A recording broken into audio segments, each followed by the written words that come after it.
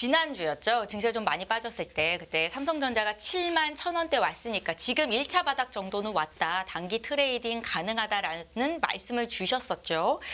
소부장 종목도 단타 트레이딩은 가능하다라는 말씀을 주시는 배경에는 사실 파생 시장의 움직임을 보셨던 거잖아요. 한 주간 흐름이 어땠는지 사실 한 주 동안 조금 힘들었을 분들 많으실 것 같은데 어떤 의견 갖고 계신지 먼저 좀 듣겠습니다. 근데 대표님. 뭐 소부장 하신 분들은 오히려 좋았고 2차 전지나 다른 쪽이 힘들었겠죠. 네. 그리고 18일 날 삼성전자 기준으로 딱 7% 올랐고 SK 하이닉스가 그거보다 셌어요. 네. 12%. 그러니까 전 내일이 또 D-Day 같아요. SK 하이닉스의 실적 발표 날이요. 예. 네. 그러니까 단타 트레이딩으로 해갖고 IT는 이제 SK 하이닉스 실적 나오기 전에 파는 게 정답이었고 금요일부터 올려놓고 죽이고 올려놓고 죽여요. 그런데 아직은 이제 뭔가 판이 깨졌다고 볼 수는 없어요. 그러니까 그거를 제가 뭐 갖고 보냐면 오늘도 아침에 고점이었습니다. 337.8에서 10시 반 전에 5.8을 급락을 시켜요. 그래갖고 이 과정에서 위클리 내일 만기인데 풋옵션이 한 600% 정도 나오는 오히려 올려놓고 죽이고 그 다음에는 이제 대반등을 줘서 바닥에서는 또 2.8로 올려요. 그래서 금요일부터 어떤 현상이 나오냐면 네. 이번에 365.4 1월 1일 고점에서 38이라는 급락 파동이 1월 18일 날 326에 이게 가바닥이라고 그랬지 않습니까? 그래서 하락폭의 반이 346인데 금요일까지 12포인트 정도 올려놨습니다. 그러니까 근데 2,500을 돌파 못해요. 그러면 2,500 돌파해서 2,550 정도 가느냐가 내일 결정될 것 같아요. 아니면 돌파 못하고 요 저점을 다시 확인하냐가 저는 SK 하이닉스가 결정을 할 것 같아요. 왜 그렇게 보는지도 체크해 보시고요. 네. 그 다음에 이게 이제 실제입니다. 338화에서 340에 죽여요. 그래놓고 또 오늘 올려놓고 또 죽여요. 근데 저점은 내려갔어요.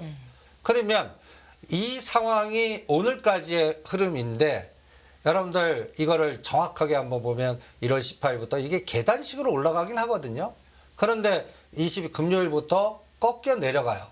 그래서 오늘까지 332까지 구경하고 돌려놨습니다. 그러면 시나리오를 짜야 돼요. SK하이닉스 실적이 어떻게 나올까요? 시장에서는 뭐 1분기, 지난 4분기 적자를 바라보던 시각 자체가 조금씩 변해서 이제는 흑자 전환의 기대감이 좀 실리는 분위기예요, 대표님. 분위기. 근데 네. 저는 일단 그 전에 팔아놓고 보자는 전략. 그래서 우리가 14만 3천이나 5천원의 SK하이닉스를 일단 챙겨라는 전략을 세워드렸거든요. 네. 그리고 내일 실제 가장 나쁜 패턴이 어떠냐면 내일 실적 서프라이즈 나왔어요. 근데 주가는 빠지는 거예요. 시가가 고가면서 죽여버리는 거예요. 이게 최악의 시나리오 현장에서. 그럼 어떻게 해야 되냐면 내일부터 SK하이닉스는 15만 원을 뚫는 에너지가 나와야 돼요. 그게 성공해야 돼요.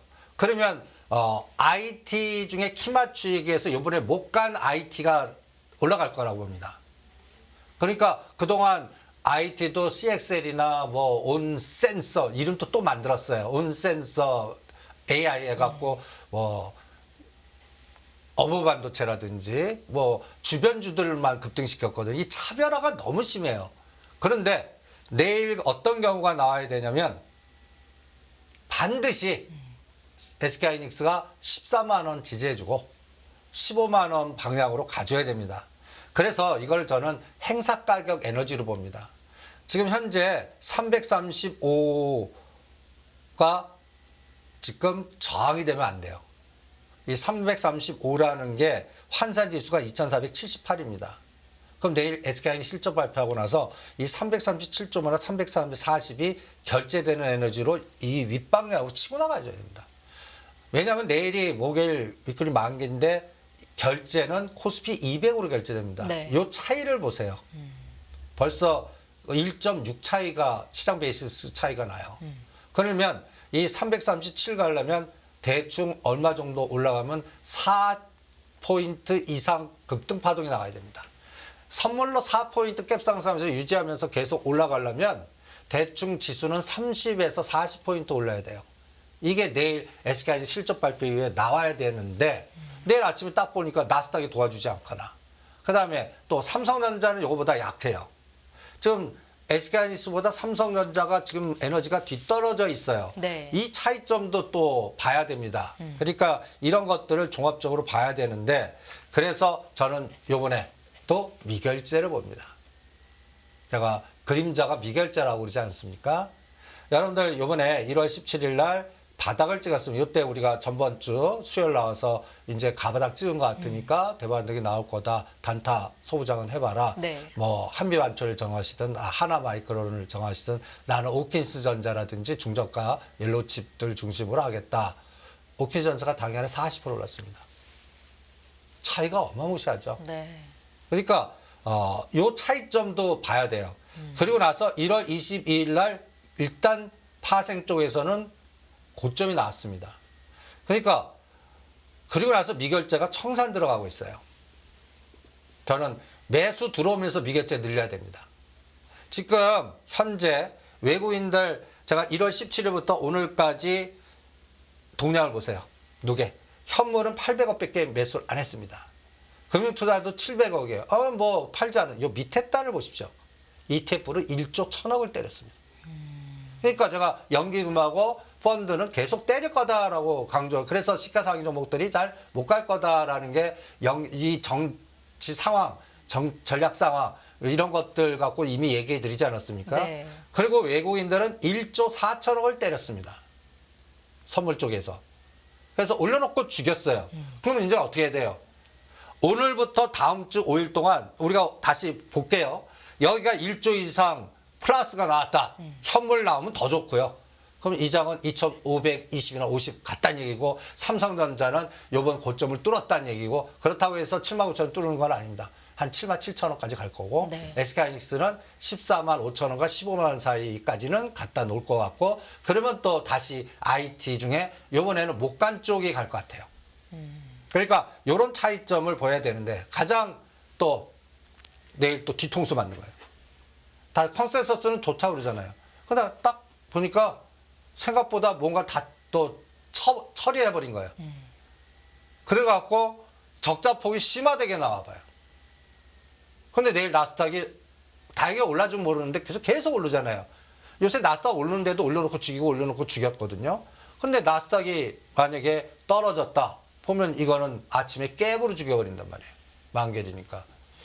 이게 그래서 저는 항상 어떤 변곡점 오기 전에 현금 만들어 놓으라고 그럽니다. 네. 내일 어떻게 될지 갈림길이잖아요.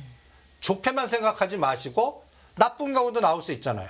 그리고 좋게 나왔을 때는 오히려 SK하이닉스 수익률보다 이제 그동안 못 간 거 이런 거를 체크하는 게 더 낫거든요.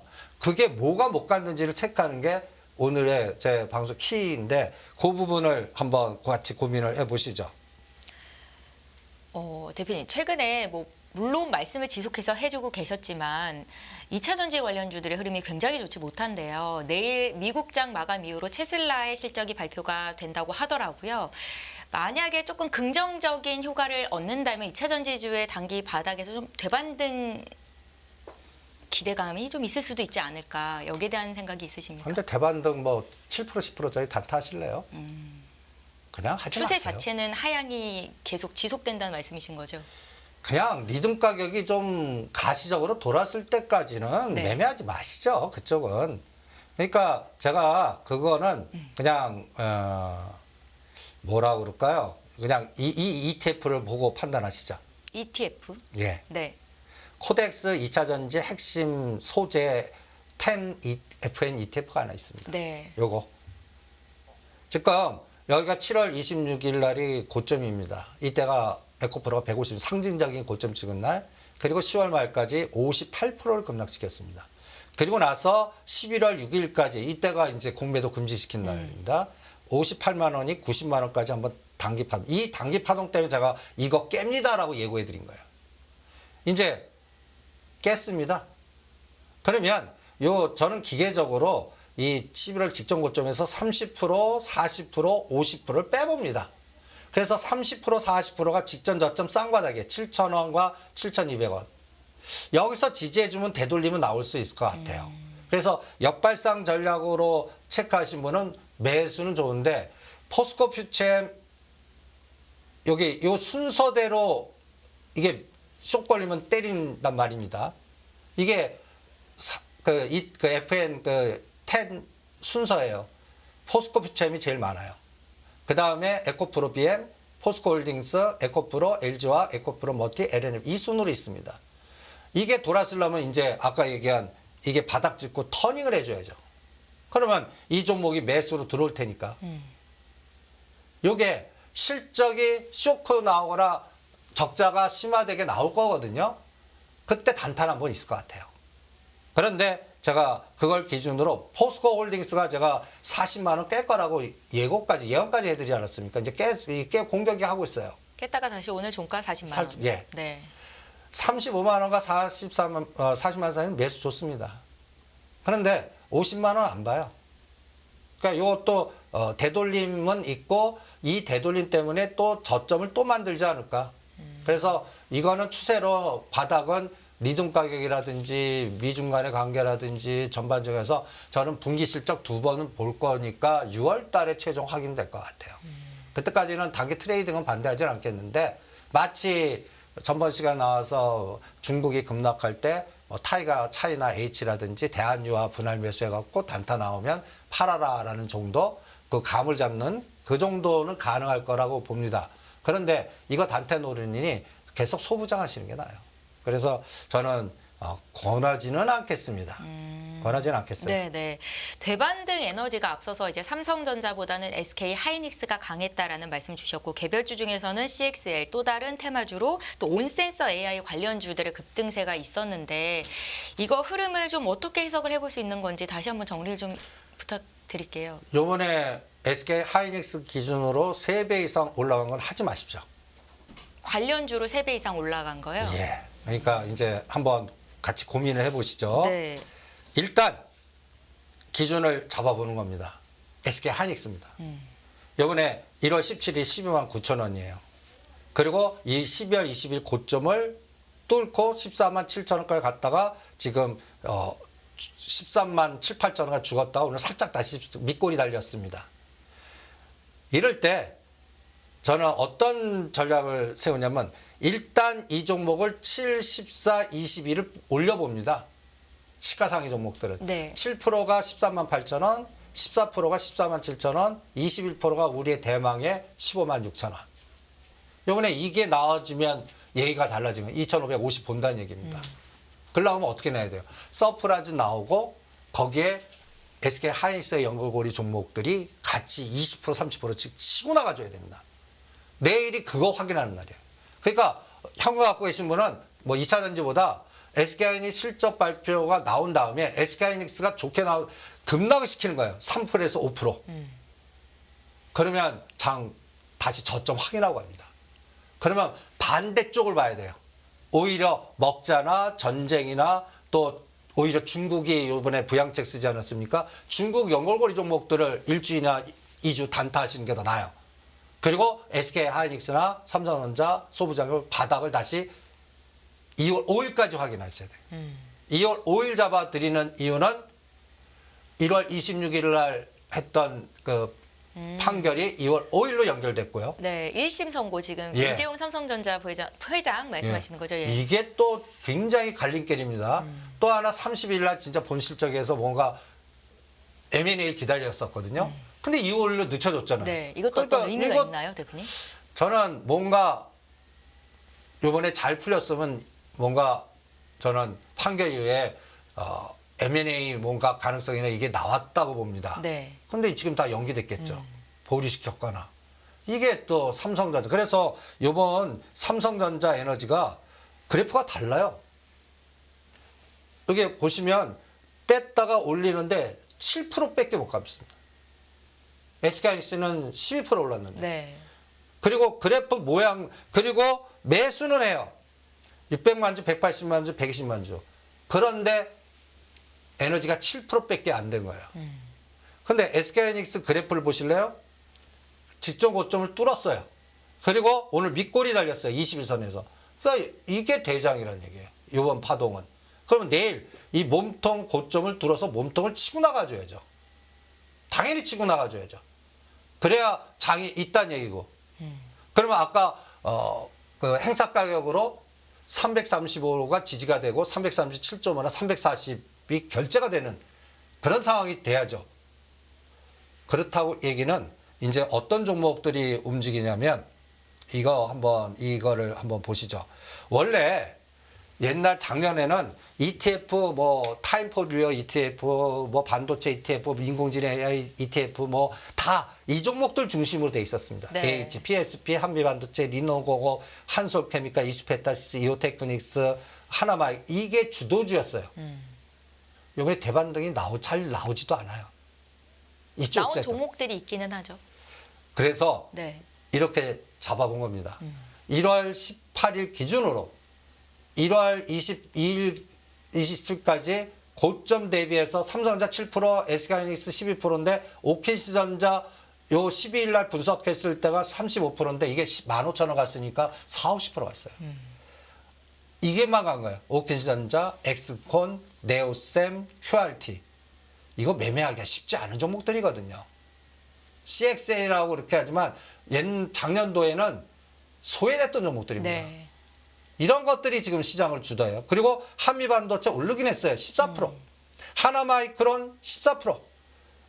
리노공업 조금 나요. 20%. 그리고 여기 AI 칩봇이나 시스템 반도체 쪽에도 뭐 폴라리스 오피스, 이스트 소프트, 플리토.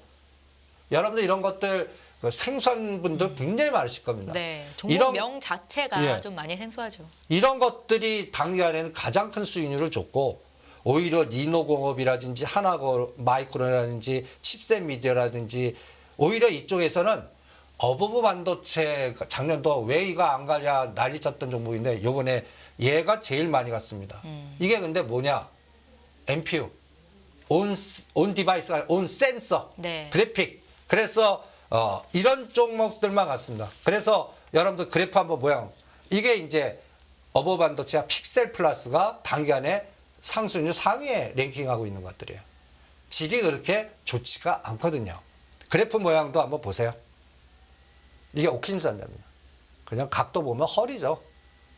그 다음에 QRT, 픽셀 플러스. 이 세상이 다른 그래프들이에요. 네. 그 다음에 어버 반도체 최고입니다. 작년도 같은 경우는 작년 8,000원과 10,000원에서 놀던 주식입니다. 이게 거의 더블 게임까지 갔어요. 매출단 늘어난 거 하나도 없어요. 그냥 뭐 샘 알트만 오고 뭐 또 이게 또 광고 마케팅 같아요 저는. 그러니까 돌아가면서 하는 느낌 안 드세요? 그래서 이제 이쪽을 하시면 안 됩니다. 그러면 내일 SK하이닉스가 가요. 뭘 하셔야 돼요? AD 테크놀로지, 칩셋 미디어, 하나마이크론 이런 거 해야 된다는 얘기입니다. 오히려 이제 리노고. 저는 거기서 AD 테크놀로지를 탑으로 잡아보겠습니다. 어떤 이유에서요? 그냥 삼성 연결고리나 뭔가 그래프 눌러갖고 가격대도 만만하고 그 다음에 뭔가 저 어버 반도체 같이 디자인을 해서 광고해갖고 단기간에 분출을 많이 시킬 수 있는 걸 만약에 그 세팅한다면 뭘 할까 할 때 하나마이크론, 어버 반도체, 칩셋 미디어 이런 걸 선정하지 않을까.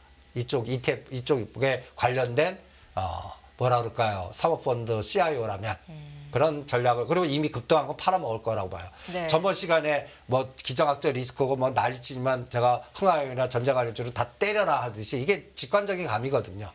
그리고 나서 이쪽이 빠지고 그동안은 그쪽은 조종하고 있거든요. 그러면서 이제 소부장이 단타가 나왔습니다. 그러면 만약에 최악의 시나리오 2월 5일 날 발표됐는데 삼성전자가 마이너스 에너지로 다시 직전 저점 공격하는 재료가 나와요. 그럼 SK하이닉스 끌고 내려가고 이번 단타도 끝난다는 얘기입니다. 그러면 또 시장이 어떻게 될까요? 또 전쟁 관련주라든지 갈등 구조 관련주라든지 이런 것들로 움직이지 않을까. 그러니까 이게 롱숏이 왔다 갔다 하는 장이고 그거를 기술적으로 여러분들 투자자가 좀 선수적 직관과 감각이 있어야 됩니다. 이런 걸 이용하셔야 돼요. 네. 그래서 이제 나 괜찮네 할 때는 호재 나왔을 때 오히려 때리는 감각이 있으셔야 돼요. 오늘 중국이 예를 들어서 뭔가 부양책 나오고 뭐 하지 않았습니까? 저 대한유화 떼라고 그랬습니다. 50%. 투매 때 12만 원대 샀고 14만 원과 16만 원 사이에서는 반이라도 때려보는 겁니다. 이게 스트레이트로 가지는 않거든요. 그렇게 시장은 지금 직관적으로 대응해야 되지 않을까. 그래서 어려운 장 같아요. 지난주에도 대표님께서는 상대적으로 이제 전쟁이나 물류 관련주는 차익 실현을 할 때다라는 말씀을 주셨는데 한 주 동안 또 이쪽에 있는 종목들의 흐름이 좋지 못했거든요. 여전히 같은 의견이신 거예요? 아니, 내일 SK하이닉스가 급락하면 이제 그쪽도 들어가요. 다시 그쪽으로 매기가 몰릴 수 있나요? 예. 그때는 또 다시 뭐 신성홀딩스라든지 뭐 설탕이라든지 천연가스라든지 물류라든지 이런 것들. 요번에 전번에 이 갈등 구조하면서 이제 여기다가 뭔가 새로운 게 나오나 계속 그 빅데이터를 잡아보거든요. 지정학적 리스크가 어떻게 되나. 이제 대만 총통선거 끝나고 나서는 제가 3월 공작회의까지 행동하지 않은 침묵의 기간이 내부적인 문제 해결부터 할 거다. 네. 그래서 지금 뭐 부양책 나오지 않았습니까? 그러면 이제 지정학적 리스크는 중국보다 어느 봐야 되면 이쪽을 봐야 됩니다. 그러니까 대만이 내부적인 어떤 갈등 문제를 밖으로 표출하는 게 전쟁이 될 거다라고 하셨는데 그쪽보다는 지금 중국이 먼저 내수를 좀 살리겠다라는 부양책 쪽으로 갔으니까 리스크가 러시아 쪽으로 옮겨갔다라는 말씀이신 아니 거예요? 푸틴이 이제 3월 달에서 북한 가면 네. 그냥 가겠어요? 그리고 또 미국이 가만히 있겠어요? 그리고 지금 우크라이나 러시아 전쟁 양상이 북한 때문에 이게 상당히 더 장기화되거나 우크라이나가 굉장히 곤란한 상황이 되고 그다음에 오히려 잘못하면 질 수가 있는 상황까지 되고 이게 전쟁이 또 이란에서 이게 더 중독적으로 확산되는 게 저는 중국보다 북한, 러시아, 북한의 재래적 무기 이런 것들이 지정학적 변수, 북한이 우리나라를 주적으로 삼았다는 거 이런 등등 또 일본이 더 가까이서 무장을 강화시키는 것 등등 이런 것들이 갑자기 3월 달에 휘몰아칠 수 있는 거죠. 국내 증시 악재네요, 대표님. 그러려고 그러면 환율 봐야죠. 이번에 또 다시 1,450원 찍고 좀 10원 이렇게 되잖아요. 네. 요때쯤에 다시 1,450원을 찌고 나가면 어때요? 어떻게 돼요? 그러면 이게 또 바뀌었다는 얘기입니다. 그러니까 이제는 이쪽 섹터는 중국보다는 뭘 봐야겠죠? 북한과 러시아야 우크라이나. 그러니까 여기서 우크라이나 재건 관련된 철강, 그다음에 뭐 건설, SY 뭐 이런 종목들이 지금 가랑비 옷도 흘러내리는 게 이런 때문이라고 봅니다. 이거를 조금 엎어줄 수 있는 거는 트럼프 전 대통령이 정식으로 이제 후보로 당선돼서 뭔가 선거 공약이 집행되면서 시동을 걸 때. 근데 이거는 뭐 3월달 지나야만 되는 개념이니까. 지금 저는 2, 3주 기준으로 안타치기만 할래요. 그러면서 변동성장 같아요. 종목도 계속 묶음으로 만들어 놓고 시소로 왔다 갔다 할 것 같지 한쪽으로 쭉 가지 않을 것 같아요. 네. 그래서 그런 것들을 이용하는 매매로 전략을 세워야 될 것 같아요. 그래서 이번 저는 최대 목표를 2,550 정도 잡습니다. 이번 고점과 저점이 딱 반입니다. 네. 이거는 내일 당장 SK하이닉스가 긍정적이 있을 때 가능한 얘기입니다. 그리고 이 2,555면 이번 파동 끝났다고 보겠습니다. 이번 파동, 대형주는 이때를 팔는 목표로 잡겠습니다. 예, 잘 알겠습니다, 대표님. 이제 2024년 증시를 주도할 만한 키워드로 원전을 말씀하고 계시잖아요, 대표님. 네. 오늘 원전 관련주 중에서 원자력 정비주라고 보는 우진엔텍이 상장을 했는데 상장하자마자 무려 300% 급등, 공모가 대비 4배 따따블이 나왔습니다. 그런데 다른 원전 관련주들은 매기가 사실 들어오지 못했었거든요. 대표님 이거 어떻게 해석을 좀 해볼 수 있을까요? 내일 더 치고 나가면 있을 거다라고 봅니다. 오늘은 우진엔텍이 더 상승 쪽으로 간다면 예, 네. 그러니까 우진엔텍 쪽으로 자금이 몰리면 예, 네. 그러니까 다른 게 못 간 것 같아요. 같은 원전지라도. 그러니까 오늘 이쪽에 일단 그래서 공모가 5,300 이거 공모해보는데 한 주도 안 줬어요. 업계가 그만큼 사람들 신경 안 쓰시는데 실제 하신 분들 보면 수량 한 주 받기가 어려웠어요. 왜요? 아, 너무 경쟁률이 치열해서? 예. 아, 네네. 그래갖고 이렇게 그 따따상을 붙은 겁니다. 그러면 이제 2만 1,000원 깨면 절대 안 됩니다. 그러면 이제 5,300원이니까 지금 공모가 대비해서는 그러니까 5,000원에서 4배 정도 그러면 2만 원 아닙니까? 5배면 25,000원, 6배면 3만 원. 그러면 이거는 대지 잡고 3만 원까지 스트레이트로 가나 볼래요. 그러면 실제로 오늘 들어가신 분들은 예를 들어서 3만 원까지 갔다고 쳐요. 몇 프로입니까? 10,000원이니까 50%입니다. 네. 그럼 그걸 귀신같이 팔아야만 가능하니까 30에서 50 정도 수익을 보는 것들이거든요. 대드 잡고 하셔야 돼요. 오늘 사신 분들은. 잘못하면 네. 내일 꼬리 달리고 반토막도 만들 수 있습니다. 인위적으로요. 옛날 그 기억 안 나세요? 두산 로보틱스. 죽였다가 다시 올라갔. 제가 죽였다 올라가는 게 그 선수 감각으로는 굉장히 크게 갑니다. 네, 그러면서 그때 이 로직을 그려드리지 않았습니까? 67,000에 제가 요때 46,000원과 52,000원대에서 한번 공모가 대비 더블 정도니까 여기서 한번 터닝할 걸로 생각하고 들어가 보자 그랬는데 대드 46,000원 잡고 가자 그랬어요.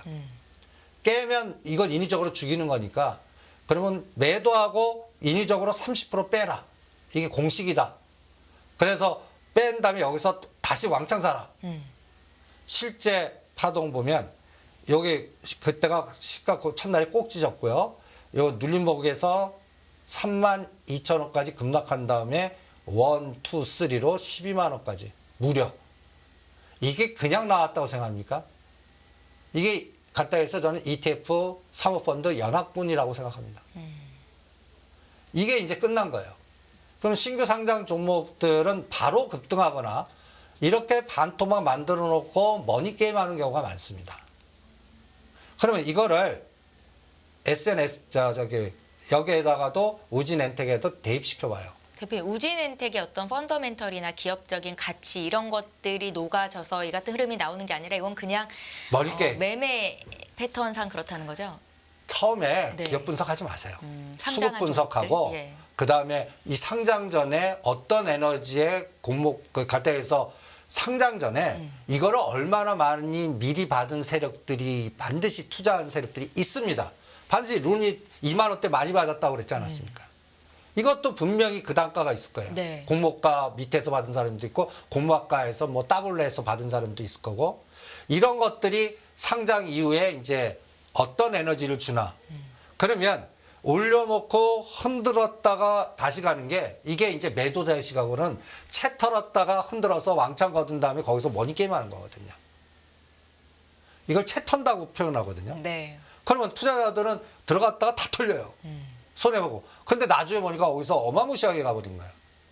얘도 그렇게 하나. 그리고 그 외의 종목은 얘가 흔들었다 갈 때 같이 갈 겁니다. 그러니까 뭐 한전기술이라든지 뭐 G2파워라든지 두산 에너빌리티라든지 이 관련된 종목들 많지 않습니까?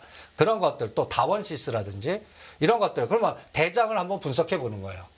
한전기술이 작년 저점 대비해서는 7만 원대, 10만 원대 일부 팔아라 했던 게 저점 이게 지금 보면 37, 8%를 이미 올려놨습니다. 그리고 우진엔텍 상장 전에 벌써 흘러내리지 않습니까? 저는 이럴 때 저가 고가를 4등분 해서 75% 능선에서 지지하느냐 반까지 뺐다 가느냐를 저는 우진엔텍 변동성 갖고 보겠습니다.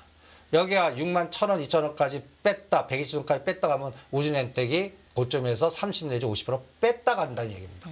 그럼 단기간에 2, 3년 안에 꼭지 치고 죽였다는 얘기예요. 네. 죽이면 한 일주일에서 10일 죽일 것 같거든요. 그럴 때 그러면 주변 주식들이 같이 떨어져서 눌림목 주고 그 다음에 갈 때 같이 갈 것 같습니다. 그런데 우진엔텍이 바로 급등해요. 내일부터. 내일도 그냥 cap상학가 치거나 네. 아주 해피하게 막 급등을 해오는 거예요. 그럼 이때 한전기술이나 G2파워나 다운지수가 따라서 가는데 20에서 50%, 그 정도밖에 안 봅니다. 그래도 요새장이 그만한 게 어디 있습니까? 그러게요. 예, 그걸 이용해서 트레이딩. 이것도 트레이딩입니다. 그러니까 내일은 SK 하이닉스 시장 딱 실적 보고 SK 하이닉스 실적이 죽을 때 우진엔텍 대표가 죽을 때는 갖다 해서 눌림목에 원전주 깔아서 사고 소부장도 깔아서 기다려서 사는 거. 땡겨. 그러면 요번에 못 간 대장주들 AD 테크놀로지라든지 SNS이라든지 하나마이크론을 오히려 매수하는. 그리고 요번에 급등했던 종목들은 따라가지 않는. 이런 전략으로 대응하겠습니다. 내일장 거래량이 굉장히 좀 클 것 같다라는 생각이 드는 게 우진엔텍도 그렇고 SK 하이닉스의 실적 발표도 있고요. 그리고 내일이 SK 하이닉스뿐만이 아닙니다. 네. 또 우리 장에 가장 큰 영향을 주는 자동차가 기아하고 현대차가 실적을 발표합니다. 네. 그러니까 이것도 또 자동차 부품이나 2차 전지 주가 또 테슬라 결과 보고 또 그리고 현대차 수준도 딱 보시면요. 굉장히 중요한 하단에 와 있습니다. 지금 현대차의 주가가요. 예. 네. 18만 원 와 있습니다. 제가 20만 원을 무조건 때리라고 그랬지 않았습니까? 그리고 현대차가 IR을 발표했습니다. 네. 북미, 유럽, 아시아를 전 세계 돌면서 여기 1월 31일부터 2월 6일까지는 유럽 방문해서 IR하고요. 미국은 2월 1일에서 6일이요. 그 다음에 아시아는 2월 13일에서 2월 16일이니까 2월 달까지는 전 세계 돌아다니면서 우리 기업 마케팅을 한다는 얘기입니다. 그게 이제 제가 중요한 SDV라든지 그 다음에 이제 통신과 그 다음에 모빌리티가 에너지를 주나. 그때 그런 종목들이 가려면 현대차가 이 18만 원에서 19만 원, 20만 원에 10%라도 에너지가 나와야 됩니다. 이 에너지 나오나.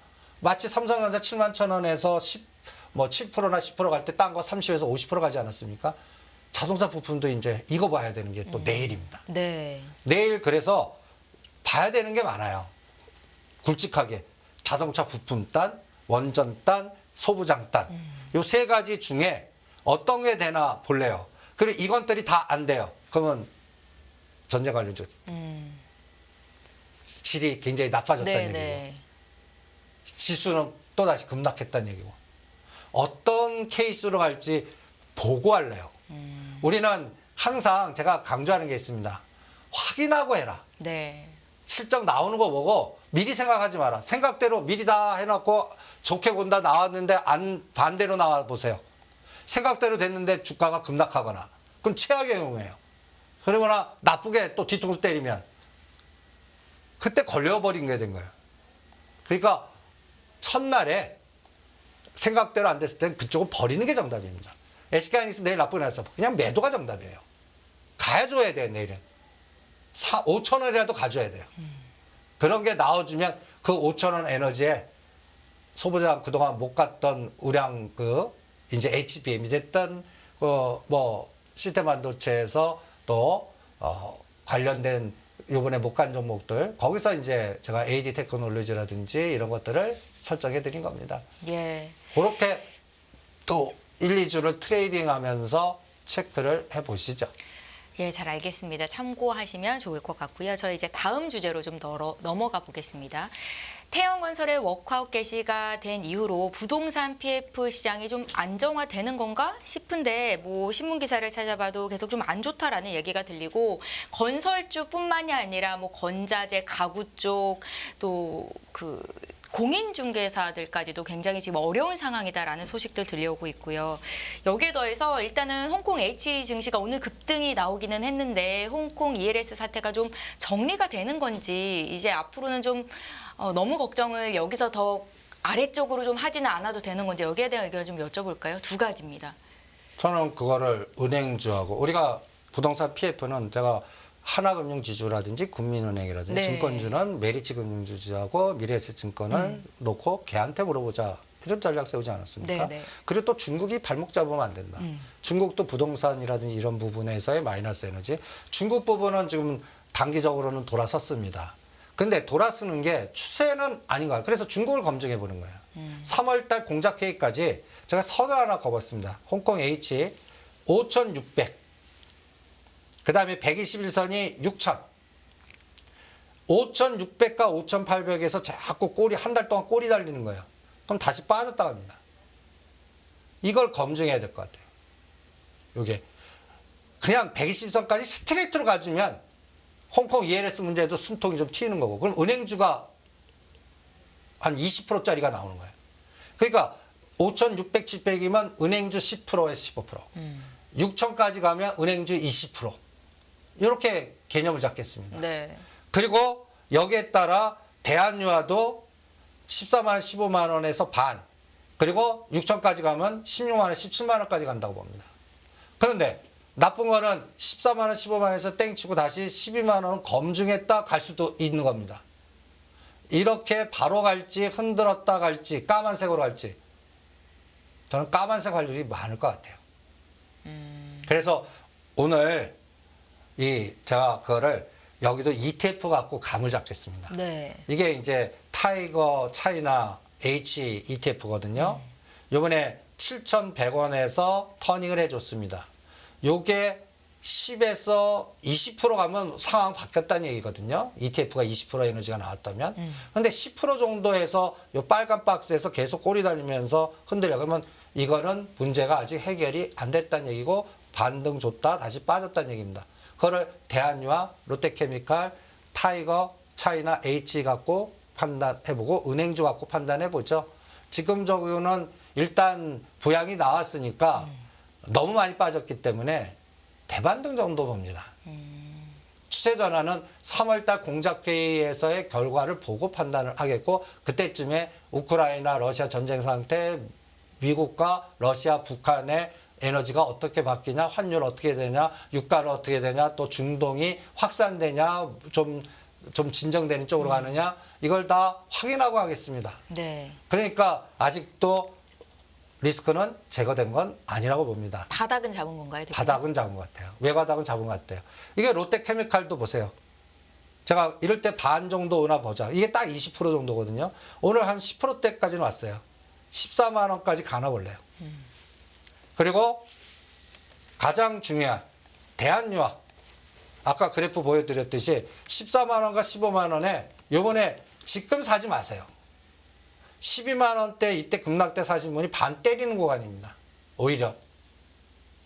여기서 새롭게 더 치고 나가는지. 그래서 이 121선이 우상향으로 되고, 그 다음에 여기 21 이평선이 120을 뚫고 거래량이 지금 거래량의 3배에서 5배로 증가하면서 오히려 대한유화 후속 종목을 얘기해 드릴게요. 롯데관광개발, 호텔신라, 면세점주들 이런 것들이 순환이 되면서 거기도 에너지가 나오면 네. 화장품주도요. 그러면 이제 위기 넘긴 거예요. 3월에서 5월까지요. 그때까지는 그냥 트레이딩 하시죠. 아직까지는 발목은 공포를 만들었다가 외바닥은 만들었고, 네. 대반등 구간이 짧게 나올 것 같다. 그리고 진바닥은 3월 지나서 확인되지 않을까. 그때까지 단타 정도 감각으로 체크하시는 게. 그러니까 14만 원대 사갖고 목표 수익률 10%도 제대로 안 나올 수 있습니다. 그러니까 간단히 얘기해서 그럴 때는 금액을 막대하고 목표 수익률을 짧게 하는 트레이딩이지, 지금 단기적으로는 위치로서는 늦으셨습니다. 그래서 저는 오히려 고점에서 한 5천 원이나 1만 원 빠지면 들어가라. 대한유화는 다시 13만 원 공격하면 들어가라. 네. 오히려 그렇게 거래해드리고 싶습니다.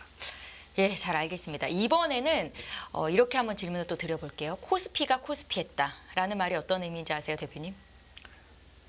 코스피가 코스피했다. 모르겠는데, 나 개그 감각이 없었는데. 아니, 미국 시장은 지금 S&P 500 지수는 영고점이 뭐예요? 최고점, 역사적인 최고점을 경신을 계속해서 해나가고 있고, 다우지수는 뭐 하루 정도 쉬었지만 또 고점 뚫었잖아요.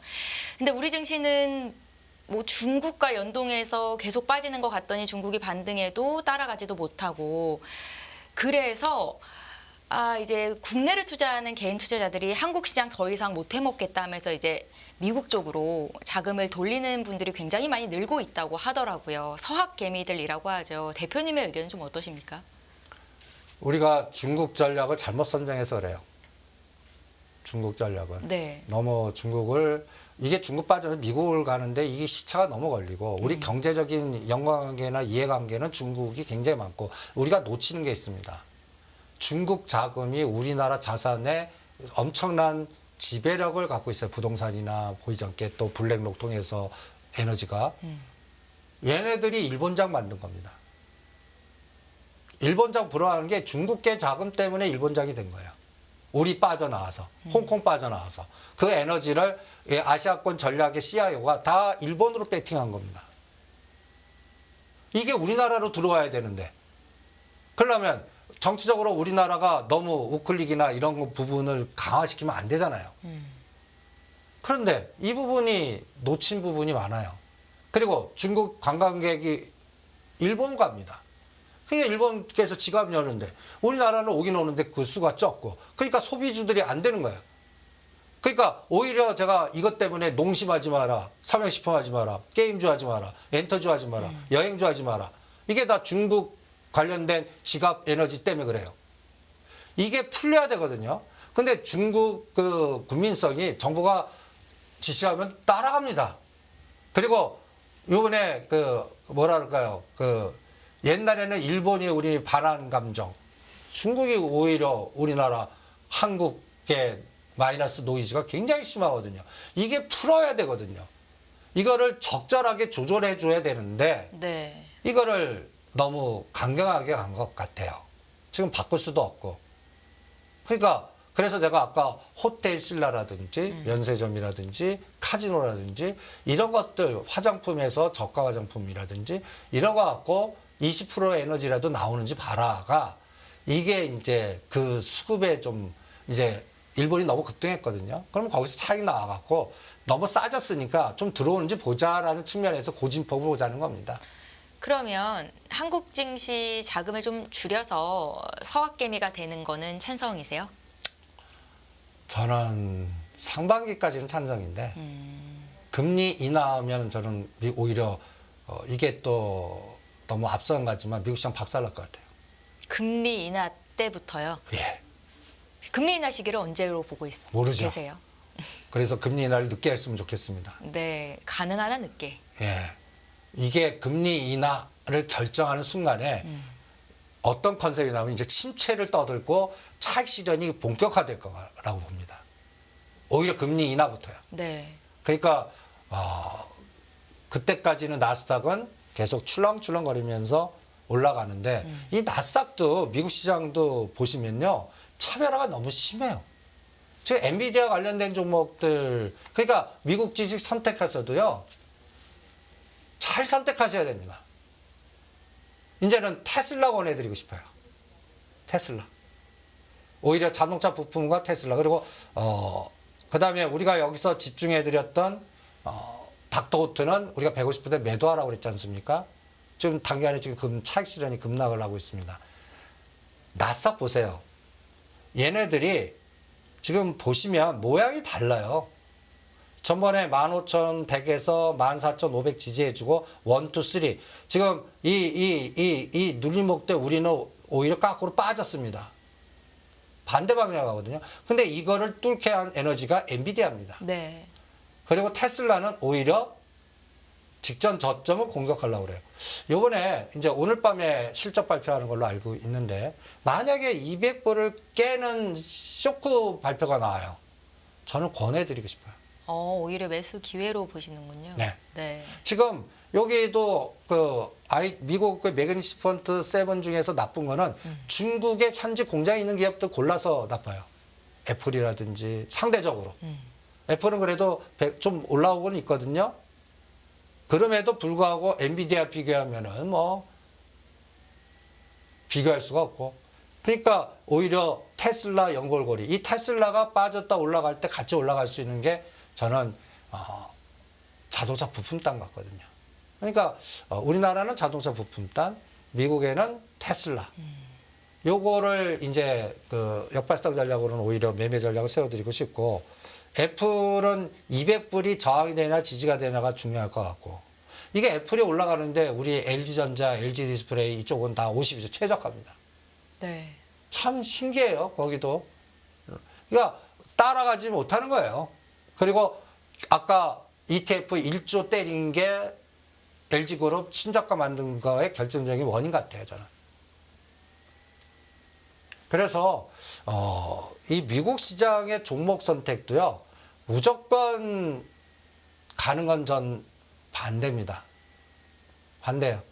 종목 선택을 잘 하실 분들만 그냥 권해드리고 싶고 오히려 분회장에서 아까 얘기한 그 섹터를 그룹을 나눠갖고 단기 트레이딩 하시는 게 이번에 중소형주 30, 50짜리는 계속 나올 것 같거든요. 네. 그거 종목 찾는 게 더 낫지 않을까라는 생각도 듭니다. 대표님 다음 주에 미 FOMC가 예정이 돼 있는데요. 일단은 뭐 1월에는 금리 동결이 뭐 시장이 모두 바라보는 컨센서스고 3월 달에 금리를 내릴 것이다라는 의견과 동결이 될 것이라는 의견이 지금 반반인 것 같습니다. 이 FOMC 결과는 증시에는 크게 영향이 없을까요? 저는 나스닥이 안 빠지는 게 3월 달 한다 확률이 아직도 좀 세니까 안 빠진다고 봅니다. 네. 예. 그래서 3월 달까지는 미국 시장은 쉽게 무너지지는 않을 것 같아요. 근데 진짜 금리 인하를 해요. 그럼 그때부터 부러질 거라고 봅니다. 오히려 재료 노출이다. 그다음에 이제 침체로 돌아선다. 그러니까 오히려 6월이나 하반기에 좀 해줬으면 좋겠습니다. 바람이고 이거는. 그러니까 국내 증시를 위해서도. 예. 그러려고 그러면 물가가 올라가야 돼요. 유가가 올라가거나 또 중국과 여기에서.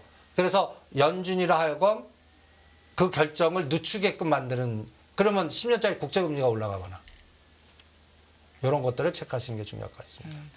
대표님 뉴스를 보니까 트럼프 전 대통령이 뉴햄프셔에서도 승리를 거뒀습니다. 이렇게 되면 이제 트럼프가 양자 대결에서 헤일리를 누르고 2연승을 하게 되고 공화당 후보로 당당히 이제 올라올 가능성이 커진 거잖아요. 그건 뭐 거의 다 아는 내용이고. 네, 예. 증시에는 큰 영향은 없을까요? 다 아는 내용입니다. 그러니까 오히려 또 이상한 얘기만 안 해줬으면 좋겠어요. 이상한 얘기요? 예.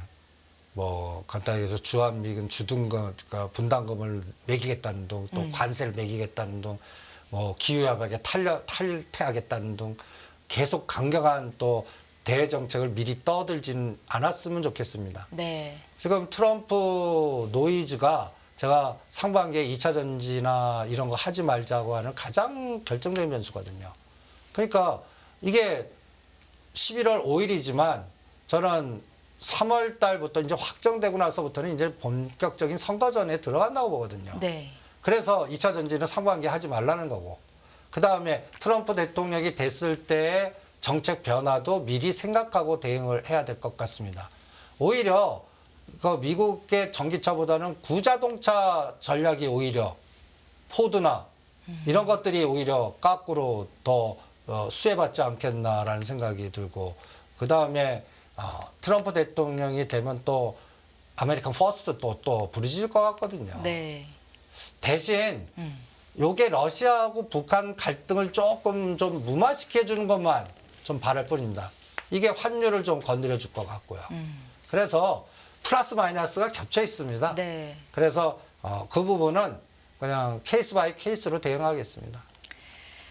저 또 궁금한 게 뭐 저뿐만이 아니라 많은 시청자분들이 지금 관심이 있으실 것 같은데 어찌되었건 비트코인 현물 ETF가 미국에서 승인이 됐지 않습니까? 기대감이 좀 있었는데요. 지금 비트코인 가격 자체가 4만 달러가 붕괴가 됐고 또 우리 시장에서 거래되는 가격을 보면 5,400만 원대까지도 내려갔었거든요. 이쪽 투자는 좀 어떻게 보세요? 여기도 트레이딩이에요. 제가 그 ETF 됐을 때 분명히 6,500만 원일 무조건 때려라. 네. 지금 5,400만 원은 사도 된다고 봅니다. 지금 가격대? 네. 네. 그런데 6천만 원 넘으면 때려야 된다고 봅니다. 10%, 15%. 그리고 반감기 지나서 볼래요. 반감기 4월이요. 예.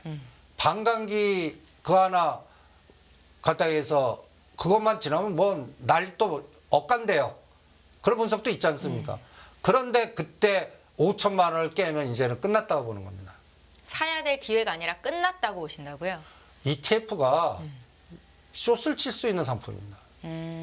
왜 롱만 생각하세요? 오히려 비트코인을 투자하시는 분들에게는 악재가 될 제가 수도 그 있는 얘기를 뉴스예요. 했잖아요. ETF 예. 허용이 이게 화폐 기능의 기능보다 이제 증권 금융 상품 됐다. 좋게만 생각하지 마라. 그럼 이거 펀드 돈 들어와서 그 사줄 거냐? 오히려 빌려다가 때리기부터 시작할 수도 있다. 이걸 자꾸 잊지 마시라. 네. ETF는 롱숏이다. 그게 지금 숏으로 걸린 겁니다. 그리고 이제 또 개별 악재도 나왔으니까 6,500만 원에서 5,400만 원까지. 그런데 대반등은 있을 것 같거든요. 그래서 10% 트레이딩은 나올 것 같아요. 그래서 5,000만 원과 5,400만 원 매수. 네. 그런데 반만 들어가라. 6천만 원에서는 무조건 때려라. 그리고 나서 4월 달까지 트레이딩만 해보자. 이런 전략이 저는 비트코인 관련. 그러면 비트코인 관련된 뭐 STO가 됐던 그쪽 관련해 좀 하지 마라. 에너지 안 나온다. 이런 전략을 세우고. 알트코인 뭐 물론 다 같은 의견이시고요. 다 비슷해요. 다 비슷합니다. 예, 알겠습니다. 이제 저희 맞춰야 될 시간이 거의 다 왔는데 일단 다음 저희가 만나는 한 주 동안 이벤트들이 굉장히 많은 것 같습니다, 대표님. 마지막으로 못다한 이야기 있으면 우리 시청자 여러분들을 위해서 좀 다짐하는 의미에서 말씀 그래서 전해주시죠. 예. 지금 중국계 자금에 대한민국의 롱숏을 가장 잘 보셔야 됩니다. 그걸 제가 EM하고 EWY, ETF 갖고 보라고 계속하지 않습니까? 환율하고. 네. 내일부터 이번에 EM 대반등 에너지 SK는 EM하고 ETF가 제가 빨간 박스는 여기가 저항이 되면 못 갑니다. 올려놓고 다시 죽여요. 이거를 뚫어줘야 돼. 그러니까 EM, EWY를 어떤 에너지를 주나. 달러 베이스 종합주가 지수를 어떻게 체크하나. 그거를 보는 게 이번 시장에 있는 키가 아닌가. 이렇게 진단해 드리고 싶네요. 대표님, 중국계 자금이라는 게 외국인들의 자금 중에서도 중국계 자금? 아시아 쪽에서 구르는 자금? 이렇게 좀 아시아 해석을 하는 쪽에 건가요? 구르는 자금이에요. 미국계 기본 펀드가 우리나라 안 들어옵니다. 네. 우클릭했어도. 그러면 지금 아시아 쪽에서 포트 조절에 그 블랙록인데 지금 뒤져보시면 블랙록의 의사결정이 중국계가 잡았어요. 그게 가장 치명적이에요. 그게 우리나라를 계속 누르고 있는 가장 결정적인 원인입니다. 그게 일본 사준 거고. 이 자금이 우리나라로 들어와야 돼요. 이게 아직까지는 안 보입니다. EWI면 삼성전자 때린다는 얘기고 EM 때리면 2등으로 삼성전자 때린다는 얘기니까. 그거 보이지 않게 때리는 거거든요. 그러니까 왜 삼성전자는 못 가지? 그 의사결정 책임자들이 우리나라 안 사주니까 그렇죠. 그 사람도 바뀔 이유 하나도 없고요. 그래서 EM하고 EWY의 동향을 환율하고 같이 체크하시는 게 이번 우리나라는 왜 이러지? 아까 코스피가 왜 코스피야지? 그게 언제 벗어나니? EM하고 EWY가 다른 모양이 보여줘야 됩니다. 그게 언제쯤 나오냐는 저는 상반기는 다 지나야 되고 좀 하나 바라는 게 공매도가 이제 기한이 지나서 이제 공매도가 다시 될 때 그때쯤 카드 쓰지 않을까라고 봅니다. 신흥국 증시 중에서 종목별로 롱숏을 하는 게 아니라 아시아 증시 중에서 롱숏을 결정한다. 중국계 자금이요. 예. 예. 자기네들 거 들여놓고 거기에 들어가 있는 전 세계 자금을 자기 의사결정 에너지가 문제가 우리나라를 숏을 많이 친다는 얘기죠. 그거 해결돼야 됩니다. 근데 우리나라 해외 에너지의 금융 파워가 전혀 없습니다. 네. 모르는 것 같아요. 모르는 것 같아요. 그게 가장 문제점이라고 생각합니다. 예, 잘 알겠습니다. 오늘도 한 주를 움직일 만한 증시 이슈들 저희가 정리를 좀 해봤고요. 대표님의 고견을 함께 들어봤습니다. 지금까지 다인경제 이승조 대표와 함께했습니다. 말씀 잘 들었습니다. 네, 수고하십시오.